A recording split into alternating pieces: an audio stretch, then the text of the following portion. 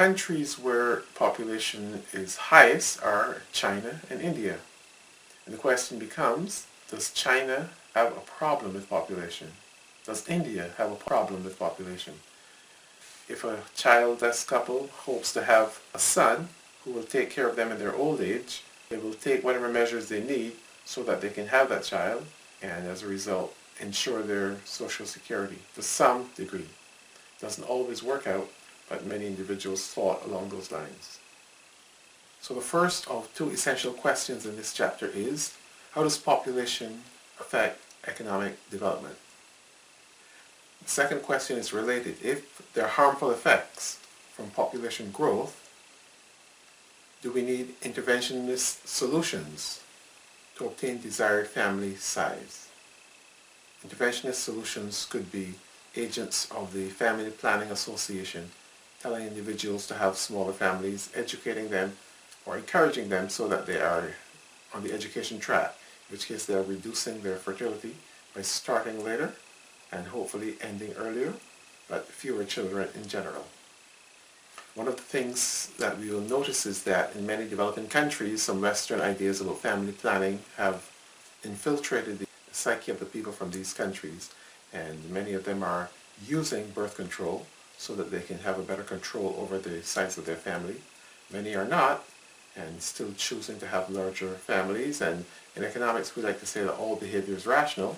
So if you have two individuals with two different outcomes, then we have to rationalize for each of these individuals why they would choose to do things the way they do.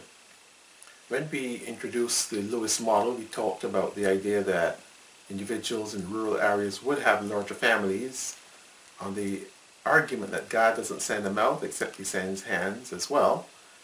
In regards to the theory that Thomas Robert Malthus proposed, he argued that people had children based on just the passion between the sexes, and there was not a lot of planning about the number of children that people had. And obviously, if this continued, that population growth would outstrip food production, and we would end up with a famine of some kind, and some starvation will occur. That starvation could bring the population back into check, and he spent some time talking about positive checks and preventative checks. So positive check would be a war or famine or something that would cause individuals to lose their lives. Preventive check would be doing things to prevent bad outcomes within family life or such like. So as you think about the main theories, you will be expected to know Malthus's contribution and certainly Becker's contribution. Becker's contribution was offered in the context of an industrialized country for the most part, but it has been adapted or adopted for developing countries. And therefore, that's part of the reason that you need to know what Gary Becker said. With respect to family, Becker argued that children in developed countries are economic goods. They're more like goods that get consumed. And richer families, therefore, theoretically should have more children. That's an empirical question that we need to answer. If they are indeed goods and your income is high enough, you should purchase more. More is better than less. If we can fast forward to the solution, the answer, or the empirical observation, richer families do not actually have more children than poor families. So we'd argue, as Becker did, that people are going for quality of child rather than quantity of children. So you invest more in your single child or your two children, and you don't ask them to do much of anything. You protect them for a long time, and hopefully they'll pay you dividends on your investment. So Gary Becker at the University of Chicago, the leading proponent of this theory of fertility, argued that individuals will have children for consumption purposes, not cannibals, but they view their children as consumption goods rather than investment goods. The stylized fact that richer people should have more children was not borne out, so it was not a fact, but the hypothesis, I should say, seemed to be plausible, except that if you argue that children are viewed as consumption goods, then you will stop consuming based on your budget constraint. Well, there's material online about the theory of Gary Becker and also the theory of Thomas Robert Malthus. With regard to Becker's contribution, some stylized facts that come about fertility based on Becker's contribution are that there should be increased life expectancy, because we've managed to reduce infant mortality. There should be increases in female education and training, and hence female labor force participation. Further, that the introduction of Social Security or Social Security system will reduce the burden on families for their children to become sources of support in their parents' old age. Finally, as children stay in school longer, there's a smaller window of opportunity for them to get married and have children, girls certainly, and therefore one way to reduce fertility rates in many countries is to keep young ladies in school for a very long time. We of course know that technology has intervened over the past 50 or 60 years and made it possible for individuals to eat their cake while having their cake, if you know what I mean. Let's go back to the question as to whether, if population growth is a problem, government should get involved in helping to solve this problem. In countries where population growth was rapid and there was a large percentage of young people in the population, the interventionist strategies or solutions involved teaching women about fertility. We're talking about uneducated women. So we're talking about how to get women to have fewer children. One way, easy fix, is to keep them in school longer, and that could stabilize or help to stabilize the population. Some stylized facts coming about through Becker's theory of fertility. Fertility declines with increased life expectancy. As people live longer or expect to live longer, they would have fewer children. Of course, in order to support this argument, then there has to be some support, financial support.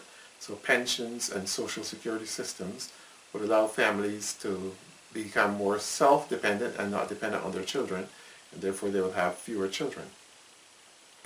Keeping girls in school and then allowing them to get jobs thereafter, involvement in the labor force, would certainly also reduce their desire to have children, because the opportunity cost of their time based on the education they have is higher, and therefore they're looking for some other fulfillment beyond being just a parent. Another thing that helped to explain fertility declines is that we've kept kids in school longer, and this increased number of years of schooling prevents them from running off to get married and start families. So education, they say, is one of the best contraceptives, and the more education you can offer, the more likely individuals will make better choices in their personal lives as well as their family lives. So expect to be quizzed on the relationship between fertility and a host of factors that we just mentioned. These are all contained in your textbook and online. Let's continue to investigate government intervention in the market for family. So fertility decisions and government involvement. One of the reasons that economists think that governments should involve themselves in various private markets is when the market fails to give the socially desirable outcome. Many forms of market failure that can come into the family decision, and certainly if individuals do not have adequate information, or the capital market is skewed in a way that benefits some, and there's always a shortage of capital, you can see how market failures can cause individuals to decide to invest in children because that's their form of security. Continuing on the government intervention topic, I said if the long-term capital market is imperfect or non-existent in certain areas, the lack of a readily available method of storing savings may result in parents viewing children as their most convenient forms of investment. In these circumstances, when parents want more children in order to obtain more current income and future security, those choosing to have fewer children could end up more vulnerable in the long run. So the best solution is for the government to intervene and provide some comprehensive social security system so that no one is left behind. In this chapter, you want to pay close attention to India and China, as I said, and China's attempt to control their population. India's not so great attempt to control their population. I should mention Indira Gandhi, when she was Prime Minister, she tried to force sterilization on some of the young women in her population, hoping that that will rein in the population growth in India. But I would like to connect back to the education topic that we just concluded, and certainly suggest to you that if the government will invest in girls' education, then more girls will end up going to school, and that's a quick and easy fix for fertility issues. Keep these women in school longer. That will reduce the number of years available for childbearing, and we should see declining populations as a result. So again, I mentioned India and China as countries with burgeoning populations and desires to somehow rein in their population. China, with its one-child policy, forced individuals and fined them if they decided to violate the one-child policy. Now China has relaxed that, so it is not as much of a constraint as it used to be. So we talked about government intervention, providing education for girls at the state's expense. That will certainly reduce the fertility. Subsidizing female education is a quick and easy way to get the desired outcome. Subsidizing all education, obviously more expensive, but that will also get some solution.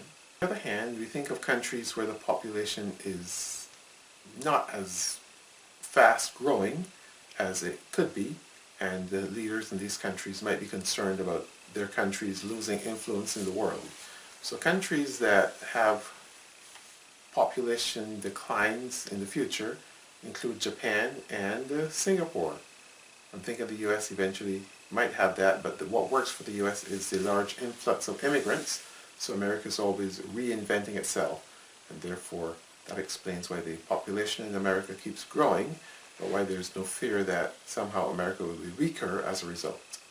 So as you work your way through this chapter, I would really like for you to spend a lot of time thinking about India in particular, and China, but mostly India, because the status of women was very low in India for a long time. In China as well, same types of things, but for somewhat different reasons. One intriguing topic that I need to bring up before we get done with this video lecture, and it's population arithmetic.